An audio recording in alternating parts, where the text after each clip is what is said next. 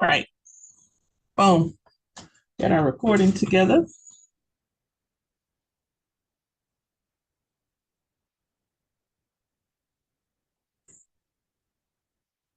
All right.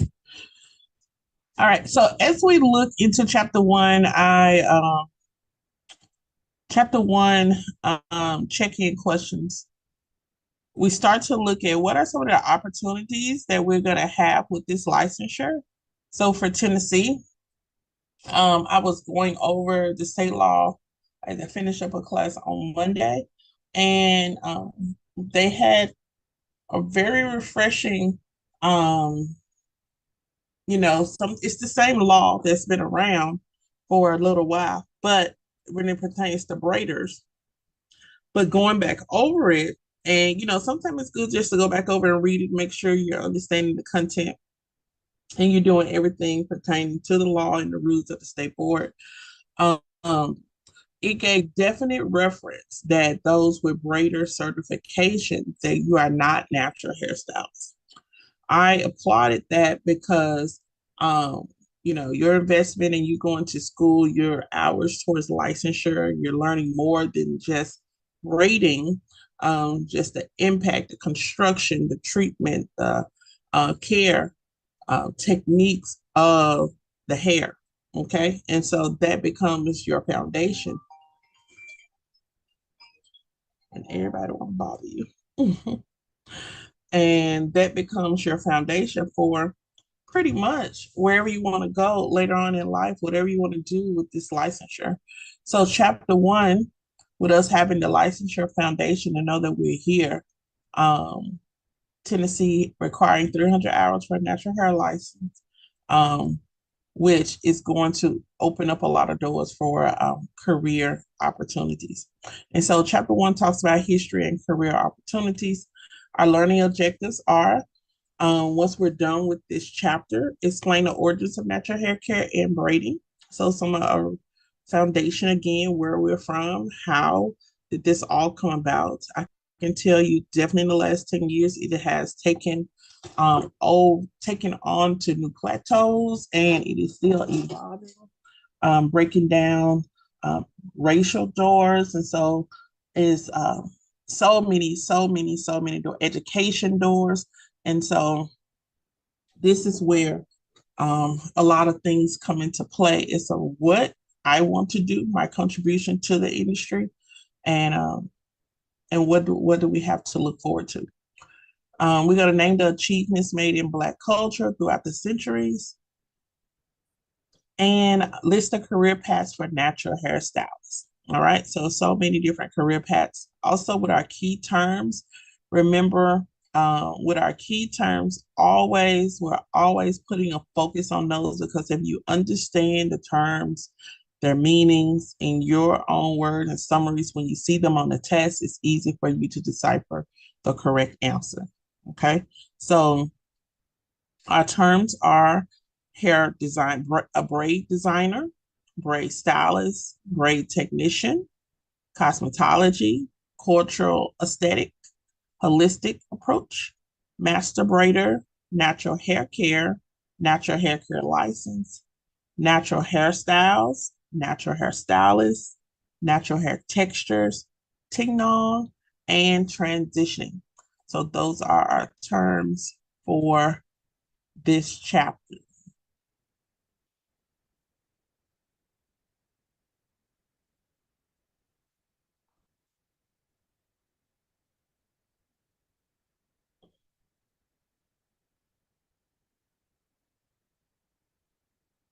Yeah.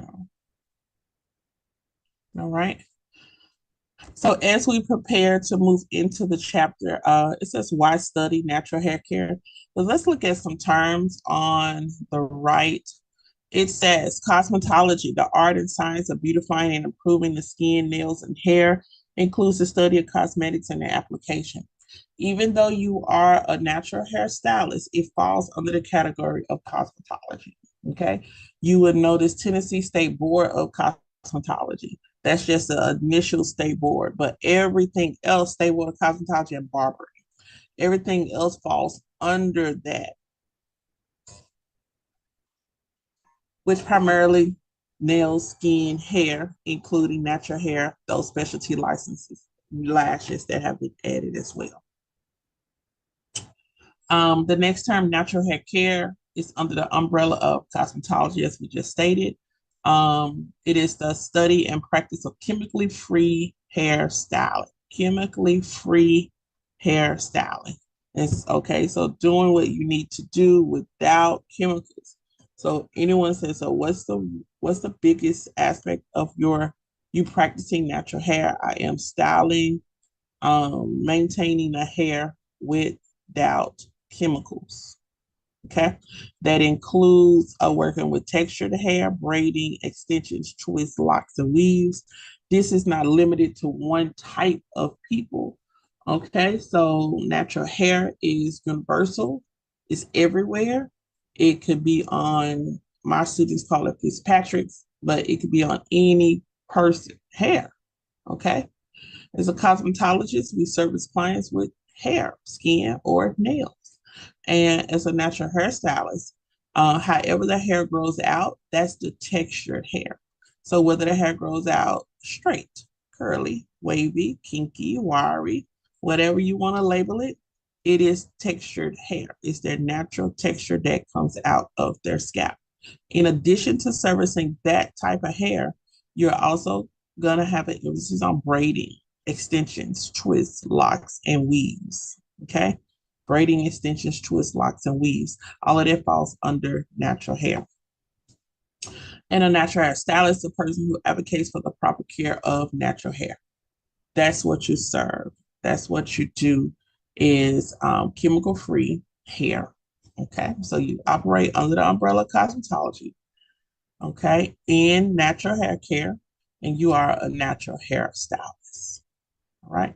So also it says professional natural hairstylists are generally proficient in, and this is, see if we make a point here. Professional natural hairstylists are generally proficient in aromatherapy, knowledgeable with botanicals, and understand the wellness approach to hair care. So with my esthetician students, I told them, yes, you're here for skincare, aesthetics, and wellness. All right, falls under the same category, like an umbrella. Wellness is connected to everything: cosmetology, skin, nails, natural hair, everything. And so we have a responsibility to even be more knowledgeable about what our clients are putting in their bodies. So it would not help if we had a nutrition background, okay, or an advanced training in ingredients and things of that nature. We would know what to put together, what to make, how to make the hair do A, B, C, or D. And so, with having an proficient understanding aromatherapy, knowledge with botanicals, we're talking about plants and herbs, and understand the wellness approach to hair care. Okay.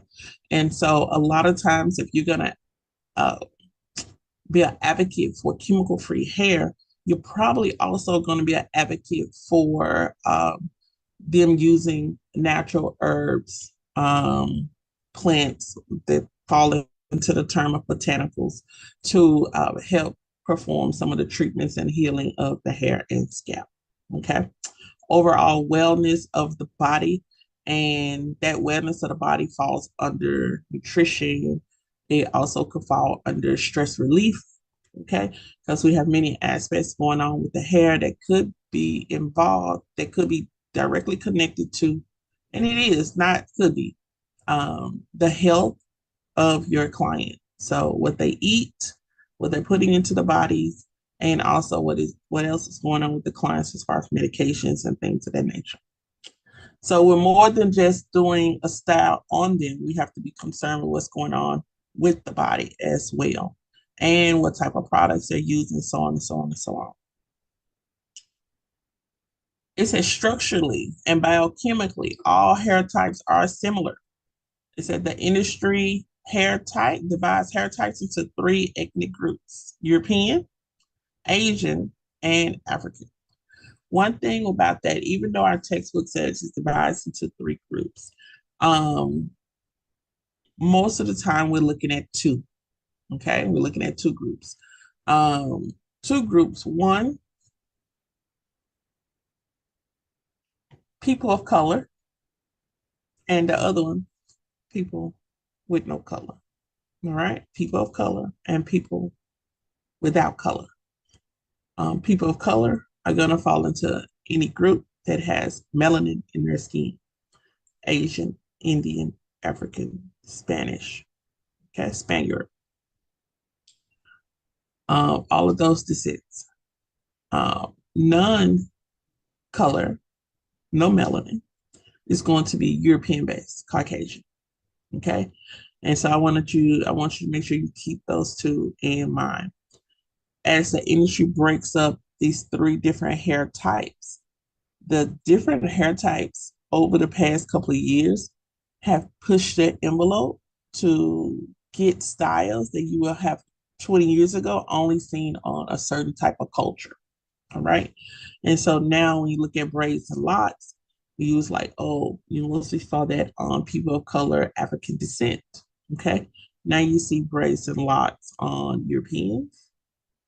Now you also see braids and locks on Asian and also African. All right. And so the styles, the ability for natural hairstylists to manipulate hair, no matter what the origin is, has become amazing. Of course, way more marketable. But it has risen debate of like who owns what. Okay.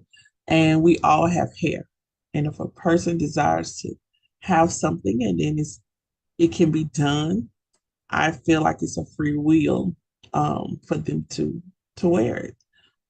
Remember, we cannot control what another person does. We can only control what we do. And sometimes many people can't even control that. But that will fall into natural hair care as well, even though they don't have texture, that the texture like yours, but they do have texture that grows out of their scalp. So whether it's straight or wavy or curly or coily, at the end of the day, they could be considered and fall into the category of natural hair care as well. All right. Um, and that's something I want you basically to remember. And it's just a reinforcement. It says all hair, regardless of texture, has the same basic parts. So this is where we get to a point as no one can say this is African. African hair is like this, and Asian hair is like this. They do have some different characteristics, but in the beginning, the foundation is all the same. It's all the same. It says all hair, regardless of texture, has the same basic parts. Now, it may behave differently, but they all have the same basic parts: a root, a bulb, a follicle, a hair shaft, a cuticle, and a cortex, among other structural components. Sweat glands, oil glands attached to it. Okay. So I don't want anyone to think that textured hair has this different makeup. One has this and one doesn't. Every race, all of these cultural backgrounds, they all have the same makeup. Okay. It says in textured hair, however, these three basic components take on a different formation. Okay. So now we're looking at not only do they start off with the same, these are the next three things we look at that's going to separate these culture groups. And really, I don't want to say culture groups because the United States, along with the rest of the world, is beginning to be a big melting pot. So the education, the knowledge, the books, all of that has to be updated to a modern time, because we no longer can just say, well, African American people do this or African people do this, because it's so many other, it's just like music genres, there's so many other types of racial combinations, you know? And so with all of those racial combinations, there's no such thing as like a pure race anymore. And I don't know if there ever was. It was a popular term that some people may use, but I don't think it ever was this purity. because you can date all the way back in time. Um, Individuals coming to the United States, you can date all the way back. Okay. There's been like a racial combination. So it's always been this mix match type of thing going on. When that starts to create different textures. All right. So when we, even though we have the same foundation, when we start to look at these three things right here, and we did recently, hair type. Now, is that hair wavy, curly, straight? Okay. Hair structure, additional components, attachment to the hair, and textural differences. Okay. We're back at wavy, curly, straight. Okay. Some people would characterize African hair as being woolly and tight one curl. Well, I can't really say that's the fact for every African descent because you have some African descents that have wavy, curly hair. Some people say Africans have a stunted growth at a certain level. Maybe you could have, but I just saw a lady of African descent with 30 inches natural and with a trim. So her hair was longer than that. Okay. And so we have to be careful with how we're putting things into boxes because at the end of the day, those boxes are constantly being pushed. Okay. So we have to think outside the box. And yes, starting with this course, natural hair, as we've known it, it's been it's natural hair and braiding, but it's been cultured towards one type of people. But let me tell you, I have educated different races that have natural hair care licenses. So remember, natural hair care is not associated with a race. It's associated with, um, as a whole, what do we use? What do we don't use? What are your standings on? It is a chemical free zone. Okay, chemical free zone. And so that may be anyone from any races. So we have to really open up and step outside and know, yes, the person that looks like me and you, that braids, so on and so on, they're all the only ones considered a natural hairstylist. And that's not true because natural hair is whatever grows out of the scalp. And if you choose to specialize in that, you are considered a natural hairstylist because you do not want to use chemicals. It's chemical free zone. Okay. And as a natural hairstylist, you appreciate how the hair comes out and you start to maintain the texture of that. And so, bam, natural hairstylist. The last term being natural hairstylist, a person who advocates for the proper care of natural hair. Proper care. Your sole job is to take care of the natural textured hair and tell everybody about it. Tell everybody about it. So even though this is a basis of foundational education, keep on going. Keep on going. The more you know, the better you get. All right. And we look at why to study natural hair care and braiding, some of the history and opportunities. It says natural hairstylists should study and have a thorough understanding of the history of natural hair care and braiding and the career opportunities available in these reasons. Okay, for these reasons. So definitely be able to set up. Okay. It says many very old methods have evolved into techniques still used today. Of course, they're more modernized. Studying the origin of these techniques can be useful in fully understanding how to use them today. I think nothing gets old. It just, with certain time, there's another generation that takes it and modernizes. Okay. So we're surprised at what they had to deal with. There was another generation that modified that. And basically, what you see today is a current generation that's currently doing modifications. Just like I was telling the group Monday, technology is continuously evolving.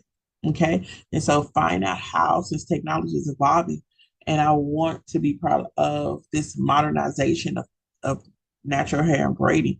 How can we add, how can we combine, how can we use technology in what we're doing now? And as I foresee the future, we're not going to be able to disconnect from technology. It's just going to get greater and greater and greater. Okay.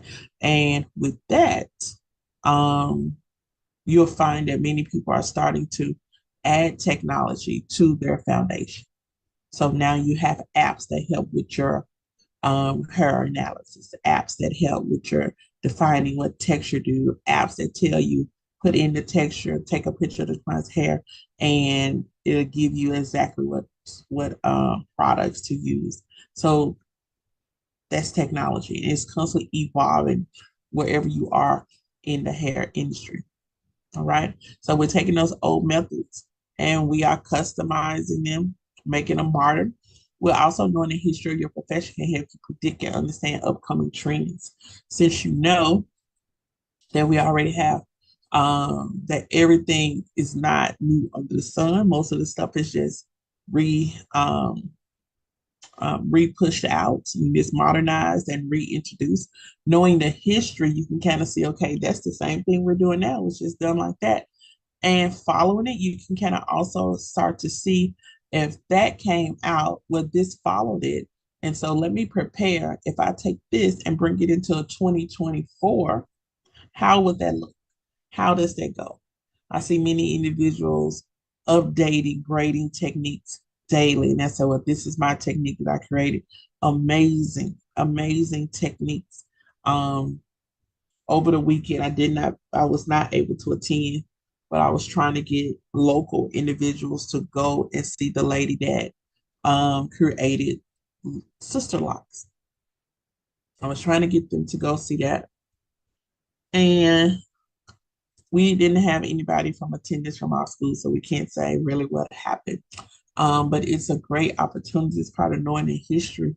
And she has created a win of stylings. Okay. And so she went from many people go from sister locks to I don't know what those locks are, the braider, where they're braiding it, the miniature braiding it. Hold on.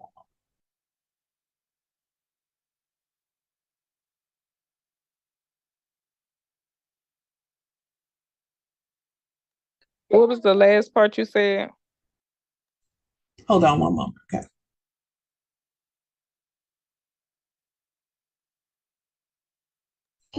Nene, I want you to hear this. Hey, I'm on Zoom, but me and my student, we here. Let me hear. Let me hear. Let me hear. Yay! I'm so happy for you. Yes. To God be the glory.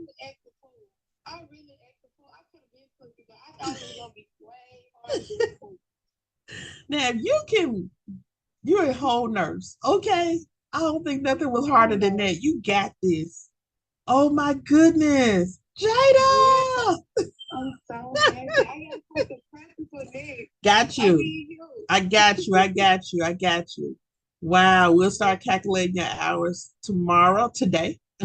I'll, adding what you did, and just like I did, Alicia, I seen you how we're gonna send that in. But yes, let's figure it out. I gotta get my Cosmo together this week. But yes, we're in the Hickory Ridge Mall now. But yeah, let's get it done. Let's get that state board done. Congratulations. Win after win. That's all we accepted. Win after win. Let's go. Yes, let's go. Awesome. So do I have to? I know you in class, so we'll talk later. But I was just gonna ask you, does it have to be a certain time frame, or can I take it like tomorrow? Oh no.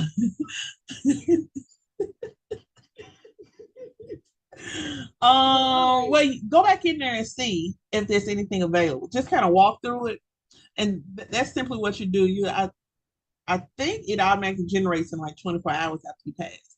So probably tomorrow, go back in like you're gonna schedule it again for the practical and just see what's available. And so normally, if you see some available immediately, you could take it. Okay. Okay. All right. All right. Let's catch up. Awesome. Awesome. Congratulations. Thank you. And I came by Saturday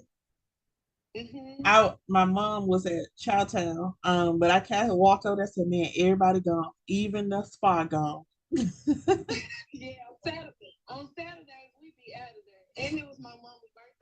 Oh yeah, yeah, yeah. So yeah, I'm gonna have to give her a call. I'm gonna pop up over there. Okay. Congratulations again. Okay. Bye-bye. Yay! I just want you to hear she passed. That's awesome.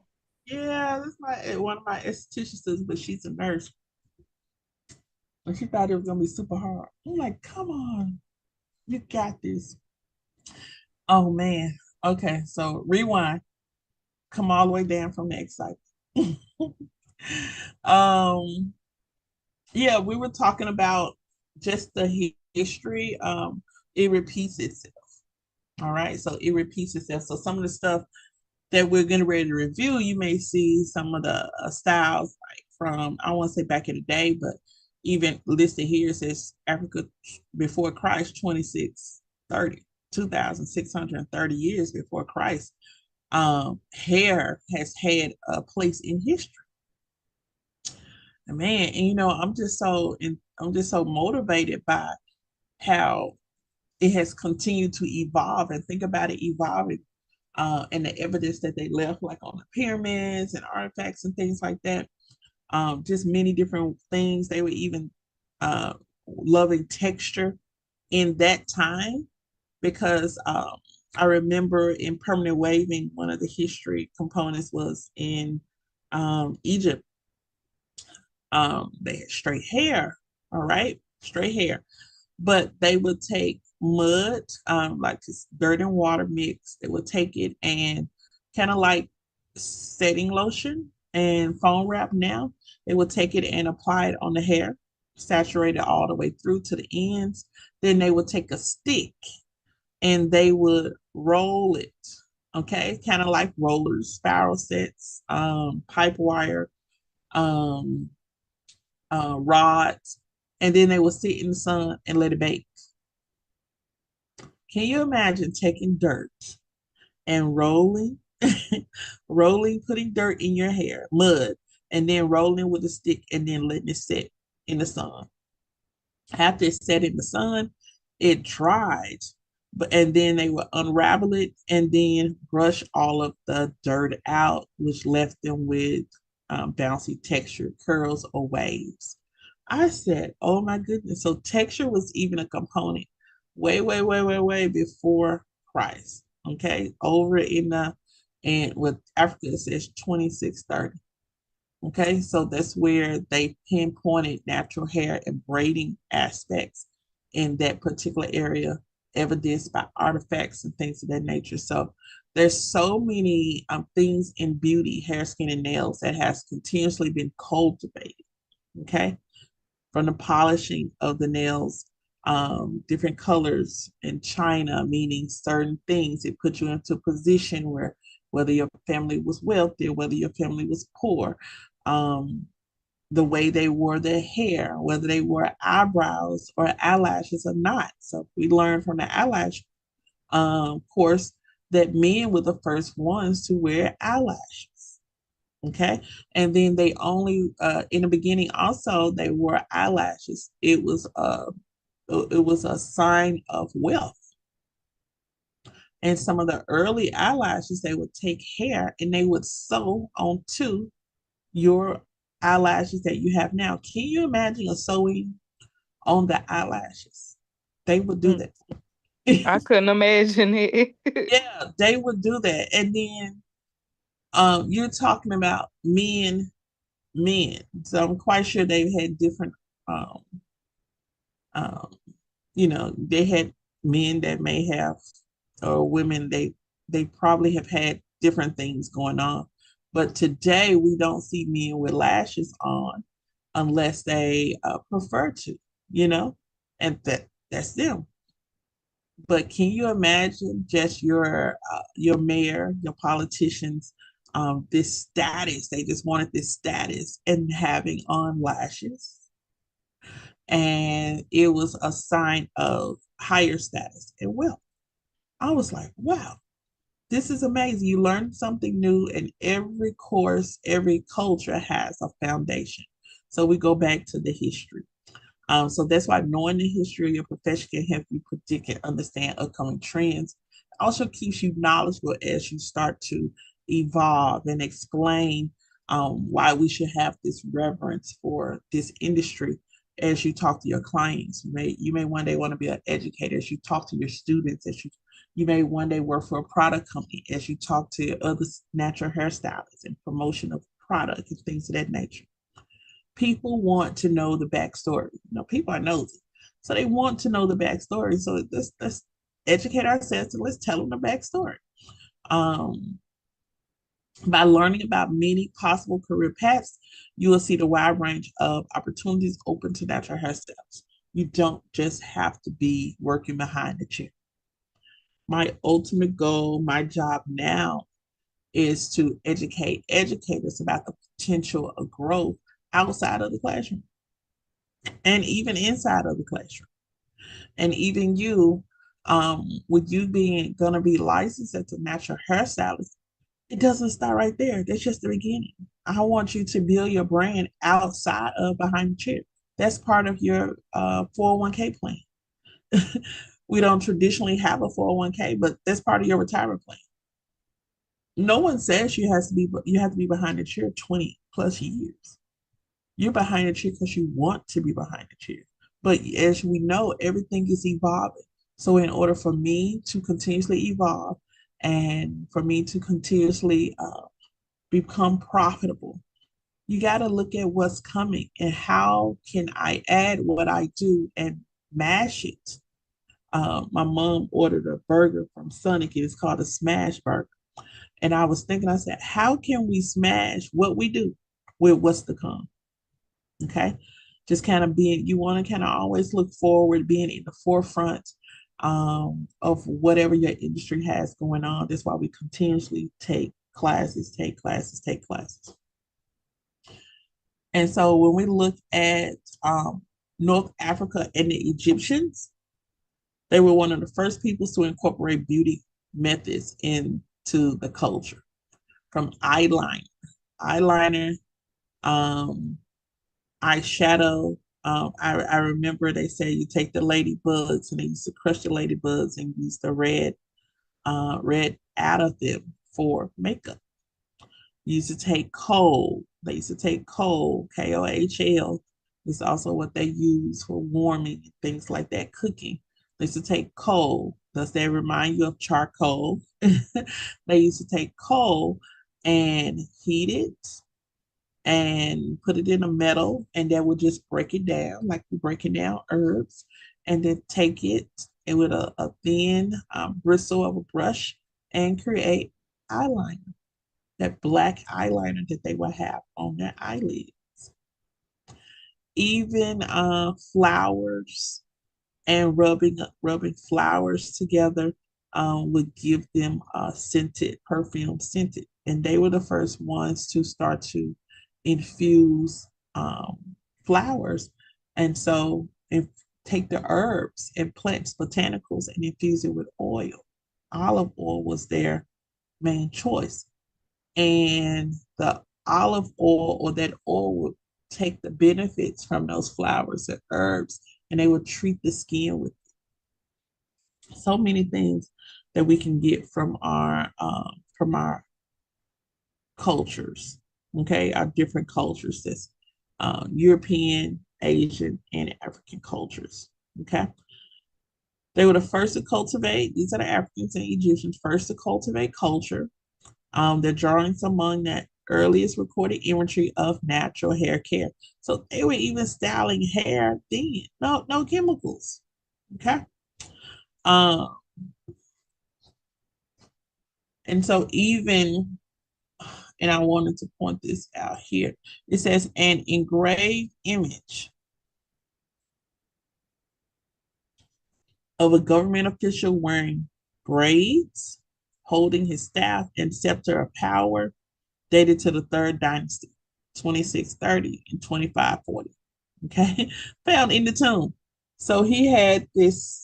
statue, like a remake of him, and it shows like what we would call like portraits today, and it showed him with his braided hair.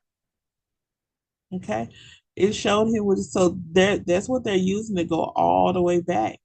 Even then, there were braids and braid. This is why we have a natural hair license.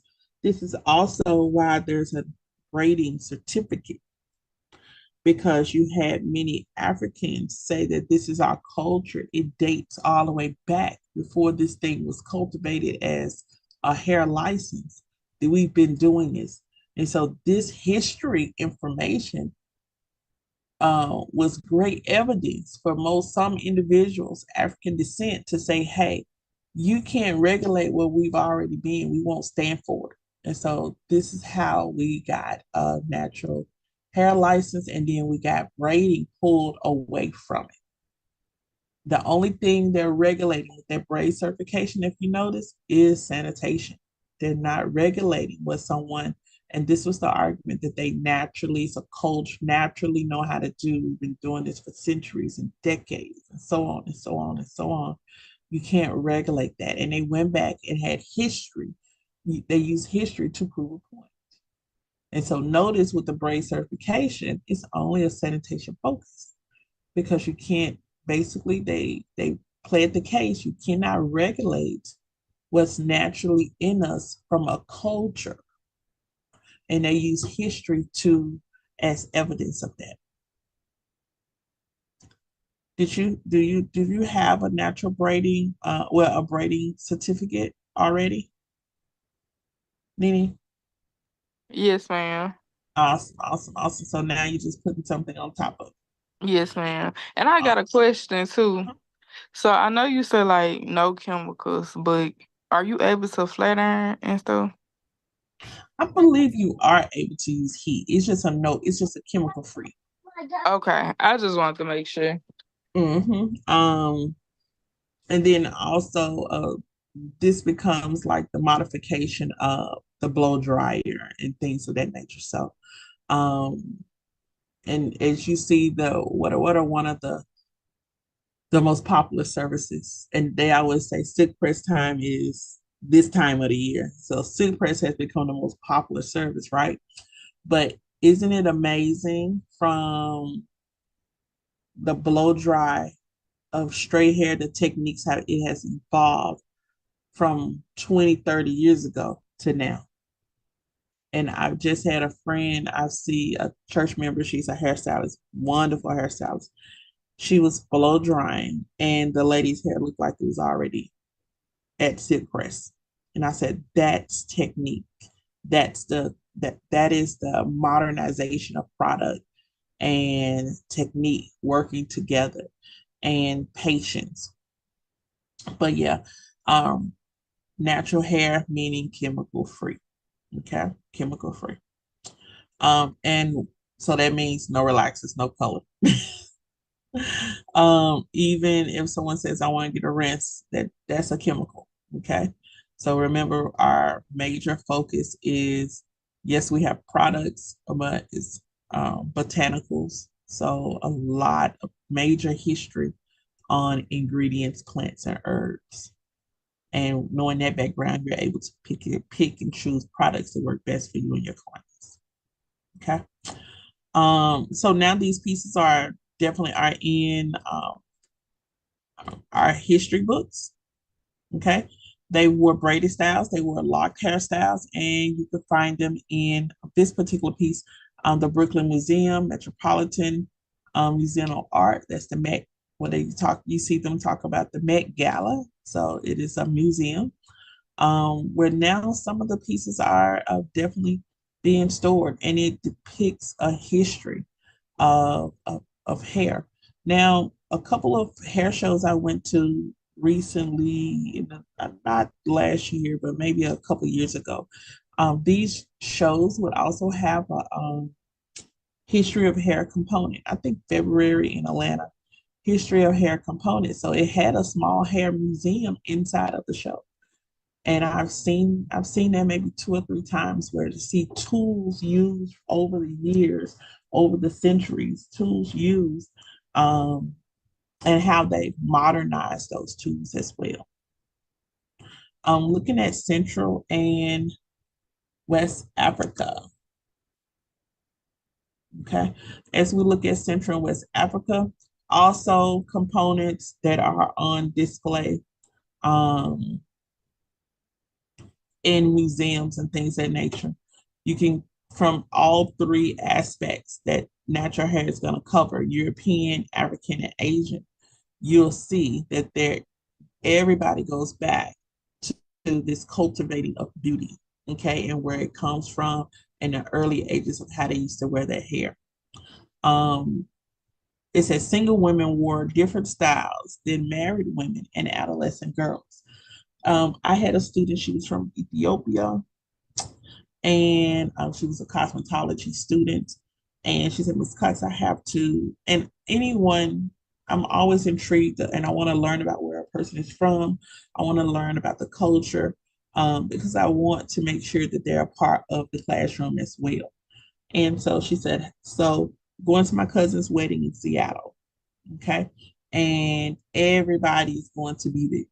I said, okay, it's going to be a popular wedding. She's like, no, it's a mandate. Everybody has to be there. And she said, when they mandated, everybody has to be there, no matter where you are. You're going to, or in this country or whatever, you have to be at this wedding. So her whole family was coming together at this wedding. And she said, I said, okay. I said, is there any particular? She said, I want to learn how to do braids because my group will be doing the hair for the bride. I said, okay. And she said, it's not just any old hairstyle. So you want to look at some hairstyles? She said, no, it is, we have these traditions, these traditional braids that the bride must wear. And I said, wow. So we practiced that leading up, and it was simply this particular style. Like you would take a middle part, but it was a middle braid to the front. It was a middle braid to the front. And then she took it and made a pin curl and it sat right in the middle of her forehead. And they was gonna put jewels on it, pin little jewels that would hang down into like the middle between her eye, between the eyebrow area. And so the rest of the braids on one side, they were going down to the ear. Basically, everything else gets braided down like to the ears, and then you would take it back and do like a pin up style. And I thought, and then they would put headpiece and things like that on top of it. I was like, whoa, this is amazing. I know I was in my early years of teaching, maybe in my fourth or fifth year of teaching at that point. And we're talking about 25 now. So we're talking a long time. But even then, she teaching us about the style that the bride has to wear. And so it's absolutely true that single women had to wear certain hairstyles, and then married women wore certain hairstyles as well. And those hairstyles kind of determined who you were, whether you were single or whether you were married. Um, and then in some cultures, how affluent you were, how affluent was your family with money or without money or things of that nature. And so it definitely told with braiding styles what tribe you were from, what village you were for, part of town you were from, basically, if you wanted to break it down to today. Um, Pregnant women wore like Bantu knots, okay?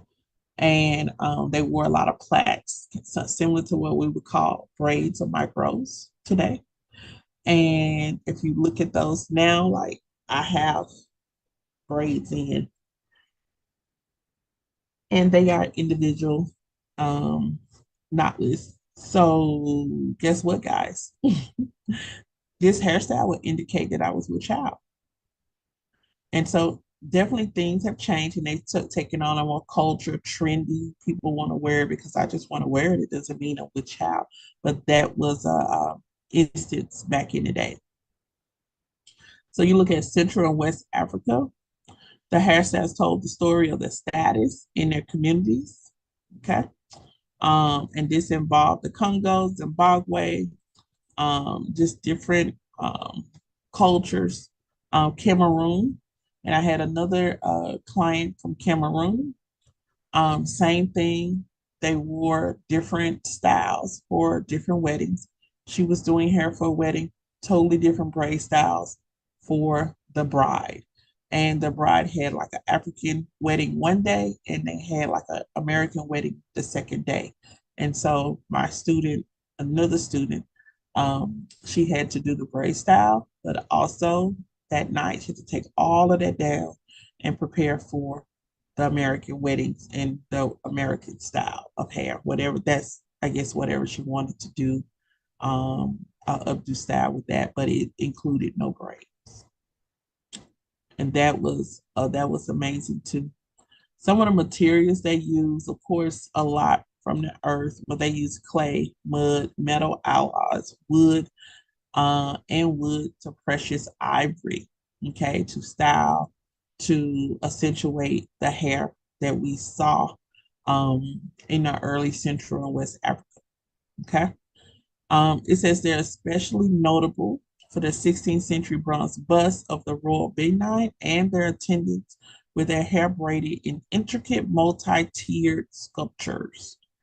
Okay, so when we say multi-tiered, and so they will have braids in different sections. It will be same, same, same. So it would not be like you would braid all the way to the back, like cornrows, a basic cornrow all the way to the back. Some people have 8, 9, 10. Some people have more, but these was in tiers. You did the nape area, then you would come back and do the center area, and you'll come back and do the front area. Okay, so they did these in tiers. It says other nations represented in this exhibit. Of course, everything is, there's museum appropriate. There were other nations. Now we're talking about Ghana, things of that nature. Ghana, Kimba, those part of West Africa, Bantu knots, locks, pulls, and lock extensions. So when you see now individuals who are looking at locks and twists, there you can say, that comes from our Ghana family. Okay.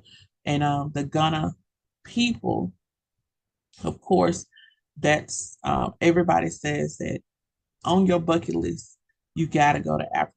Okay. And one of the places that they want Americans to go to really see Africa and then see this modernized Africa is not what they depict on TV, is Ghana. And women business in Ghana is very successful.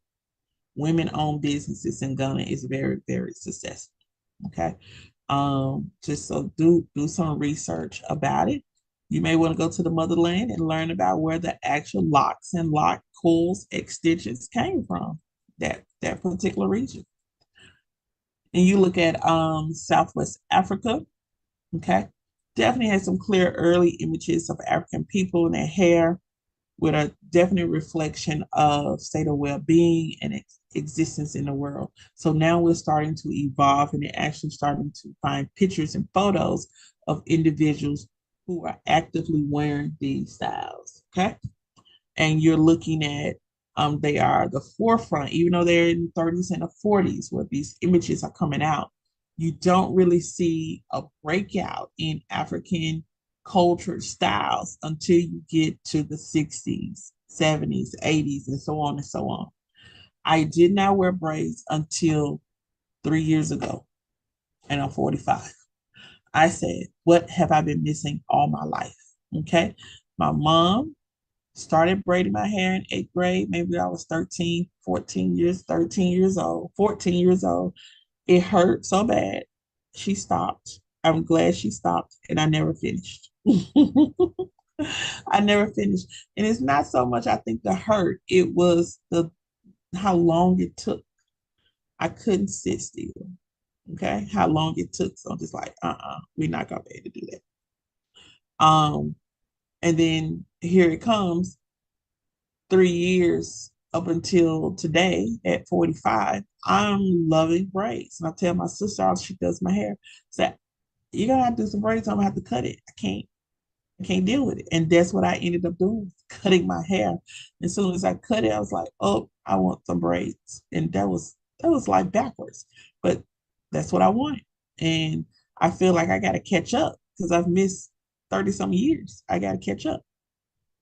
And you find many people who are discovering that as well from all different cultures. Okay. And so as you look at your did you know, you see these modernized braid styles with beads and things of that nature. It says many women still choose to wear beaded hairstyles to symbolize their braids with different occasions. This is a micro braid bead adornment. Okay. Very precise, very neat. And then it looks like a micro braid bob, actually, our traditional bob. Um, and some people would say that the styles and that they saw in early African culture resemble animalistic cultures. We are not animals.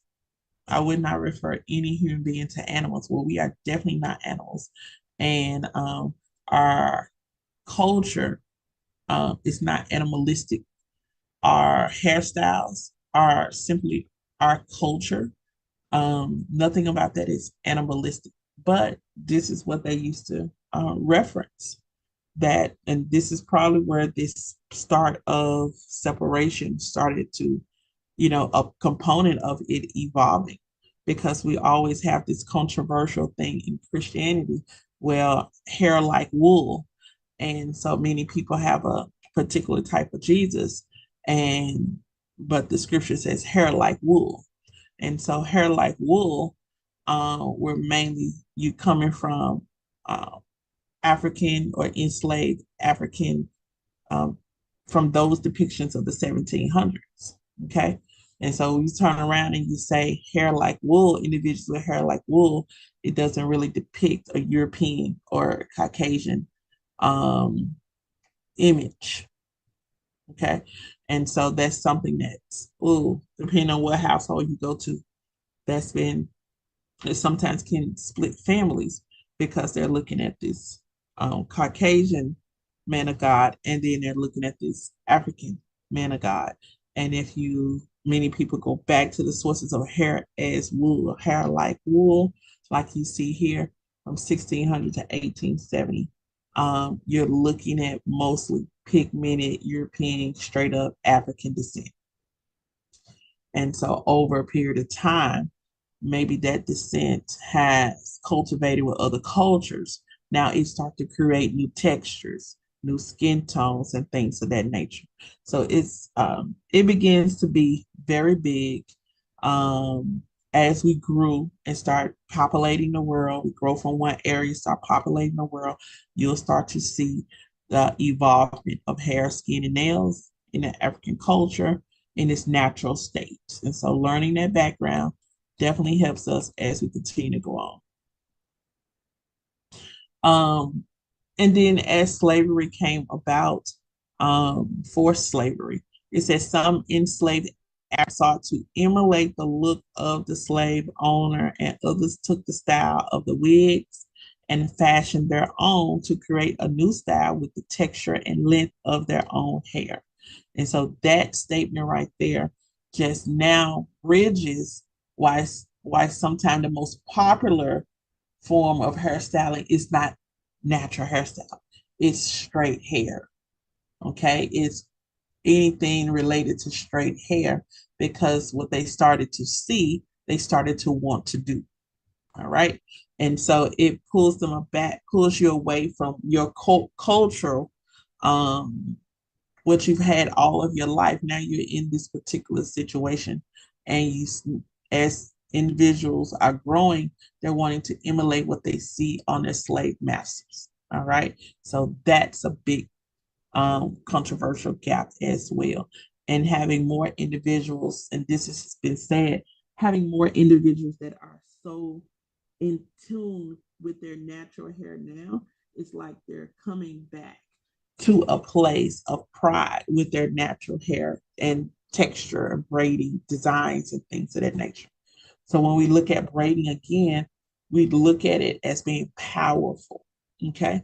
It is powerful. It transcends cultures, but in the African culture, it still stands as a powerful statement, not saying anything, but simply your hair is making a statement and it says power. All right. So for this particular chapter, we had the check-in questions. Um, let's see how those look. You're going to continue to read an instruction for you to read chapter one. Okay, to read chapter one, and we're going to pick up a little bit more about the history come Tuesday. Is it Monday? Yeah, come Monday. I'm forgetting the day. I had 16 hours of training online and I am still trying to catch up. And today is Wednesday. So we'll pick back up on this on Monday. But go ahead, research your terms. And then also with researching the terms, I want you to go ahead and do those chapter one questions that are at the end of the chapter. Okay. I hope you have Okay. a great rest of your day. Okay. And there's only three questions. Okay. Okay. I got your message. I was in that training, didn't get a chance to respond, but I sent over where you are and Okay. with all your assignments. Okay. I get it done this weekend. Okay. I promise. Okay. Thank you. Have a blessed